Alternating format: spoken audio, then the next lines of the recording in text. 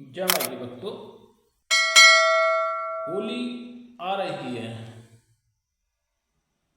तो कुछ साधनाओं का भी टाइम आ रहा है। अगर आपने होली के एक दिन पहले यह सिद्धि प्राप्त कर ली तो आपके जो भी कार्य होंगे वो सिद्ध हो जाएंगे और आप साथ में जिन कल्याण भी कर सकते हैं उन कार्यों से सिद्धि प्राप्त करके। तो चलिए, पहले तो हम आपसे एक निवेदन कर रहे हैं कि अगर आपको हमारा चैनल अच्छा लगता है तो आप चैनल को लाइक करें, सब्सक्राइब करें, शेयर करें, अपने दोस्त यारों को भी, अपने रिश्तेदारों को भी। तो हमारे चैनल का नाम है एक्टिव नरेश दुबे। एक्टिव नरेश दुबे को लाइक करें, शेयर करें, सब्सक्राइब करें। तो हम आपको आज बताने जा रहे हैं ऐसी एक सिद्धि, जैसे नेगेटिव ऊर्जा होती है उसको आप कंट्रोल में करने के लिए बता रहे हैं। उसको आप कंट्रोल कैसे करें, नेगेटिव ऊर्जा को आप अपने बस में कर सकते हैं। तो आपको होली के एक दिन पहले आपको शमशान भूमि में जाना है और वहाँ पर आपको ऐसा कोई बंदा ढूंढना है जिसकी किसी दुर्घटना में मृत्यु हो।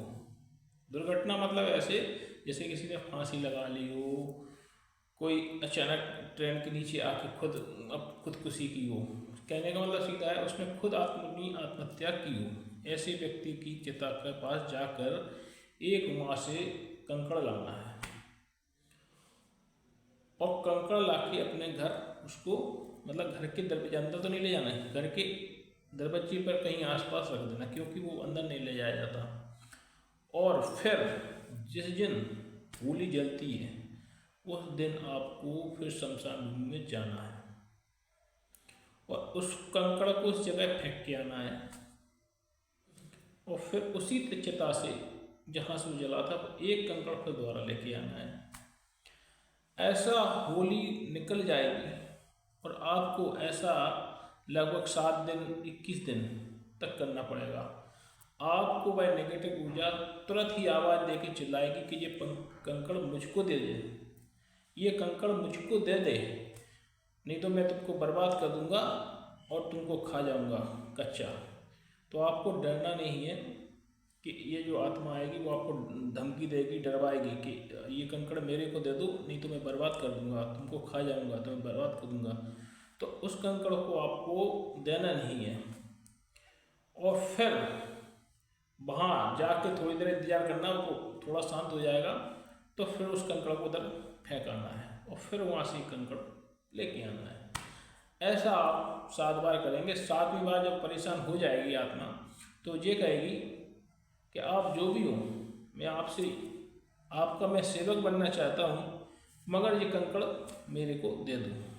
तो आप उस कंकड़ को नहीं दोगे, आप ये कहोगे कि तुमको सारी ज़िंदगी मेरी सेवा करना पड़ेगी। अगर वो सेवा करने के लिए तैयार हो जाए तो उसको एक इलायची जेब में रख के ले जाना, वो इलायची उसको दे देना, इससे तुमको आराम पड़ेगा।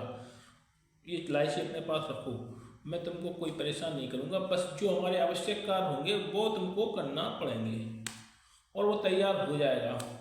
तो इस तरीके से आपको ये सिद्धि हो जाएगी और आप किसी भी स्थिति में वो कंकड़ जो रहेगा उस कंकड़ को अपने कहीं पूजा घर के आसपास लेकर रख देना, जिससे वो शक्ति कभी आपके ऊपर हावी ना हो पाए।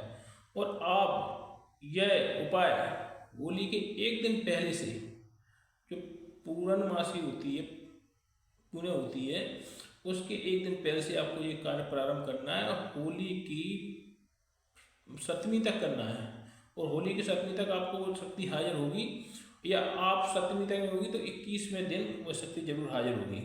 आप ये साधना अगर करना चाहते हैं तो आप सबसे पहले तो आपने जो जिस गुरु की दीक्षा ली हो उससे पहले आप देह रक्षा कवच बनाएं और फिर उसके बाद ही आप वहाँ पर जाएं।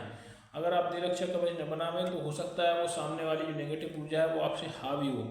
इसलिए आप कोई भी साधना करने से पहले पूर्ण रूप से सतर्क रहें, सावधान रहें। आपका कोई गुरु हो तो उसकी देख रेख में यह साधना करें तो ज़्यादा अच्छा है, क्योंकि आपकी दुर्घटना भी हो सकती है। बिना गुरु के जान करके यह साधना ना करें तो अच्छा है। या आप हमारे व्हाट्सएप नंबर पर जो स्क्रीन पर देते हैं व्हाट्सएप नंबर पर संपर्क कर सकते हैं। अगर आपको ये साधना करना है तो ये साधना करने के लिए आपको हमारे नंबरों पर संपर्क करना पड़ेगा। और उसके बाद आधी अधूरी आप जानकारी में ये साधना ना करें, अन्यथा नुकसान हो सकता है। आप पहले इससे विस्तार रूप से इसको समझ लें, उसी के बाद यह साधना करें। और हम आपको एक चीज़ और बताने जा रहे हैं, अगर आप दतिया जिला आते हैं और धूमावती माई के दर्शन करना हो आपको, तो अगर आप यहाँ आते हैं और अगर आप बताते थे कि गुरु जी आपके यहाँ होटल बहुत महंगे मिलते हैं, बहुत कॉस्टली मिलते हैं, तो हमने एक विश्रांति गृह खोल रखा है। वो धर्मार्थ के हिसाब से ही चला रहे हैं कि ना केवल उसमें आपको कुछ खास, आपको कुछ राशि भी नहीं देना पड़ेगी। अगर आप ग्रुप में आते हैं, परिवार सहित आते हैं, तो आप हमारे यहाँ रूम में रुक सकते हैं और आपको विश्राम करने के लिए बहुत अच्छी जगह है। और अगर आप गाड़ियों से 10-12 सदस्य आते हैं तो आपको रुकने के लिए अच्छी जगह व्यवस्था है। आपकी गाड़ियाँ भी हमारे जो विश्रांति गृह है उसके सामने खड़ी रहेंगी सुरक्षित। और अगर आप भोजन की व्यवस्था चाहते हैं तो 75 रुपया पर थाली के हिसाब से भोजन भी उपलब्ध होता है। अब इतने सस्ते में तो आप समझ लीजिए कहाँ होगा।